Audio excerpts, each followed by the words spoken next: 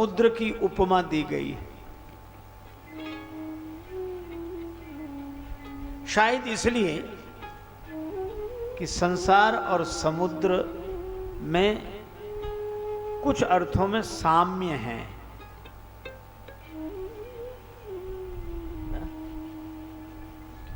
समुद्र का एक तट दिखाई देता है, दूसरा तट नहीं दिखाई देता है,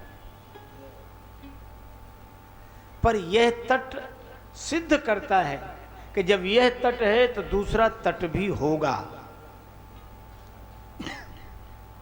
इसी तरह संसार में भी जन्म का तट तो दिखाई देता है, पर मृत्यु का तट दिखाई नहीं देता।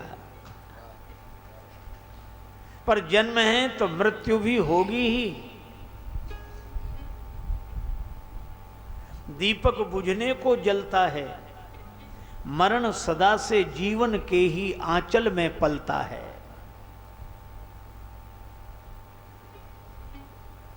दीपक बुझने को जलता है। दीप दान देता सुदृष्टि को, जब तक होता नहीं उजाला, अंधकार को कर प्रकाशमय बुझ जाता है जलने वाला। बनकर मिटना विधि विधान है, नहीं कभी भी यह टलता है, दीपक बुझने को जलता है।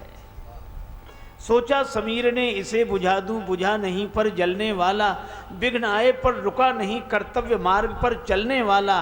बुझा पूर्ण कर्तव्य निभाकर रुक जाना तो निर्बलता है, दीपक बुझने को जलता है। राजेश पूर्ण निष्काम भावयुक्त सेवा ही सच्चा साधन है। परहित ही प्रभु की पूजा है, यही दीप का जीवन धन है। प्रकृति नियम अनुसार दीप क्या, सूरज भी ढलता है, दीपक बुझने को जलता है।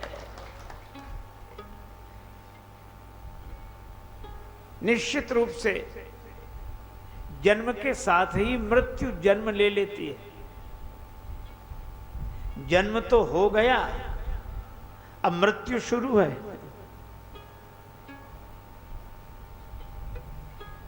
जन्म का तट हमें दिखाई देता, मृत्यु का तट दिखाई नहीं देता। और समुद्र में एक तट दिखता है, दूसरा नहीं दिखता। और दूसरी समता यह है कि समुद्र कभी शांत नहीं रहता, उसकी लहरें ऊपर उठती गिरती रहती हैं। कभी उसकी लहरें अनुकूलता का आकाश छूती हैं और कभी उसी समुद्र की लहरें प्रतिकूलता के पाताल में जाती हैं। संसार में भी एक जैसा नहीं रहता है। कभी हमारे जीवन में अनुकूलता की उत्ताल तरंगें आकाश चूमती हैं, कहीं प्रतिकूल परिस्थितियां पतन के पाताल में पहुंचा देती हैं। तो जैसे समुद्र कभी एक जैसा नहीं रहता, संसार भी कभी एक जैसा नहीं रहता। और फिर समुद्र का जो उतार चढ़ाव है वह चंद्रमा से है।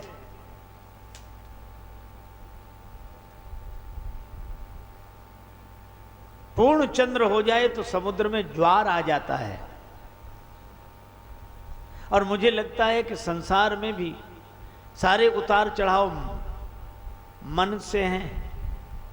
मनयो मनुष्याणाम कारणम बंध मोक्षयो, मन ही मनुष्य के बंधन और मुक्ति का हेतु है। और चंद्रमा मन का देवता है, चंद्रमा मनसो जातः। तो जैसे समुद्र चंद्रमा के द्वारा संचालित होता है, चंद्रमा की क्रिया की प्रतिक्रिया समुद्र पर होती है, इसी तरह मन की क्रिया की प्रतिक्रिया संसार पर होती है। और फिर एक अंतिम बात तो बड़ी अद्भुत है।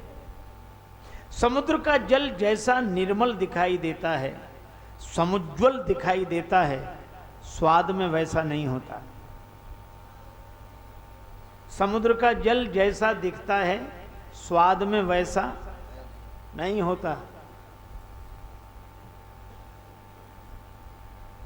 निर्मल जल भी पान करने पर खारापन का स्वाद मिलता है, और संसार भी ऐसा ही है, जैसा यह दिखाई देता है अनुभव में वैसा नहीं है।